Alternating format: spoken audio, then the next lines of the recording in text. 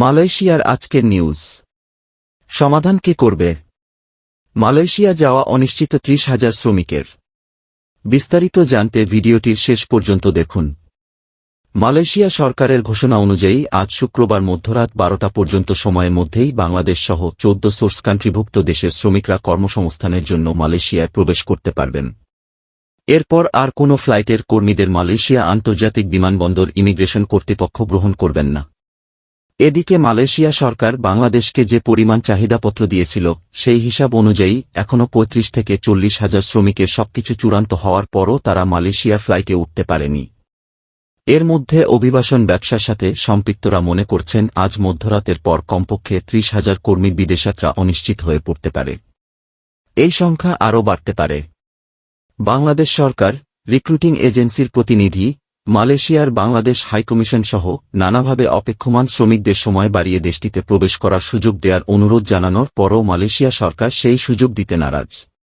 তাদের সরকারের পক্ষ থেকে সাফ জানিয়ে দেওয়া হয়েছে, মালয়েশিয়া সরকার ৩১ মে এর পর থেকে আর কোনো বিদেশি শ্রমিকদের মালয়েশিয়া প্রবেশ বন্ধের যে ঘোষণা দিয়েছে সেটি থেকে তারা সরবে না এবং সময়ও বাড়াবে না। এমন ঘোষণা শোনার পর থেকেই অনেক রিক্রুটিং এজেন্সির মালিক ও তাদের প্রতিষ্ঠানের মাধ্যমে যাওয়ার অপেক্ষায় থাকা শ্রমিক ও স্বজনদের ঘুম হারাম হয়ে গেছে। অনেকে আবার দেন দরবার করে লাখ টাকারও বেশি দামে টিকিট ক্রয় করার পরও ৩১ মে রাত ১-২টার মধ্যে মালয়েশিয়ায় পেছানোর শিডিউল পাচ্ছেন না বলে অভিযোগ পাওয়া গেছে। গতকাল জহিরুল ইসলাম নামে একজন আইটি ইঞ্জিনিয়ার নয়াদিগন্তকে বলেন, আমার ২ ভাগিনাকে মালয়েশিয়া পাঠানোর জন্য ইনসাইড গ্লোবাল ওভারসিস লিমিটেডের মাধ্যমে বিদেশ যাওয়ার প্রস্তুতি শুরু করি। রিক্রুটিং এজেন্সির মালিকের চাহিদা মোতাবেক সমস্ত টাকা পরিশোধ করি। এক পর্যায়ে দেন দরবার করার পরও বিদেশ যাওয়ার সমস্ত পেপার রেডি হয়, কিন্তু বাদশাতে বিমানের টিকিট নিয়ে চাহিদার ৫ গুণ বেশি দামে টিকিট কিনে তাদের পাঠানোর ইচ্ছা পোষণ করলেও বৃহস্পতিবার রাত ৮টা পর্যন্ত কোনো এয়ারলাইন্সেরই টিকিট ম্যানেজ করা সম্ভব হয়নি। তিনি এ ব্যাপারে অনেকের দ্বারে দ্বারে ঘুরছেন, কিন্তু কেউ টিকিট ম্যানেজ করার মতো সংবাদ তাকে দিতে পারছেন না। শুধু জহিরুল ইসলাম নন, তার মতো হাজার হাজার মানুষ ঢাকার বিভিন্ন ট্রাভেলস এজেন্সিতে ধর্ণা দিয়েও কাকসিক্ষত টিকিট জোগাড় করতে পারছেন না। অনেকের টেনশনে সকাল থেকে রাত কাটছে রিক্রুটিং এজেন্সিগুলোর দরজার সামনে। এর মধ্যে অনেকে গ্রাম থেকে এসে ঢাকার বিভিন্ন হোটেলে, আবার কেউ হোটেলের বাইরে লাগেজসহ অবস্থান করছেন। গত বুধবার রাতে একজন জনশক্তি ব্যবসায়ীর সাথে মালয়েশিয়া সরকার সময় বাড়াচ্ছে কি না জানতে চাইলে তিনি বলেন, লেস চান্স। এর আগে নয়া পল্টনের রাস্তার ২ পাশে বিভিন্ন ভবনের নিচে মালয়েশিয়াগামী যাত্রীদের লাগেজ নিয়ে বসে থাকতে দেখা যায়। তাদের মধ্যে কারো ফ্লাইট রাতে ছিল, আবার কারো ফ্লাইটের শিডিউল ৩১ মে এর মধ্যে করার চেষ্টা চলছিল বলে প্রতিষ্ঠানের পক্ষ থেকে তাদেরকে জানানো হয়। এসব শুনে তাদের অনেকেই অজানা শঙ্কার মধ্যে পড়েন। সব মিলিয়ে অপেক্ষমান কর্মীদের মধ্যে চরম হতাশা বিরাজ করছিল। ঢাকার প্রতিষ্ঠিত জনশক্তি ব্যবসায়ী ও বায়রার সিনিয়র নেতা কাজী মফিজুর রহমান নয়াদিগন্তকে বলেন, আমরা তো মালয়েশিয়াগামী প্রতিটি শ্রমিকদের সময়মতো পাঠাতে চেষ্টা করছি, কিন্তু বিমানের টিকিট সময়মতো না পাওয়ার কারণে তাদের যাত্রা বিঘ্নিত হচ্ছে। এর মধ্যে টিকিট কেটে রাখার পরও টিকিট অন্যত্র বিক্রি করে দেওয়ার কারণে অনেক শ্রমিকের মালয়েশিয়া যাওয়া অনিশ্চিত হয়ে পড়েছে বলে আমার কাছে মনে হচ্ছে।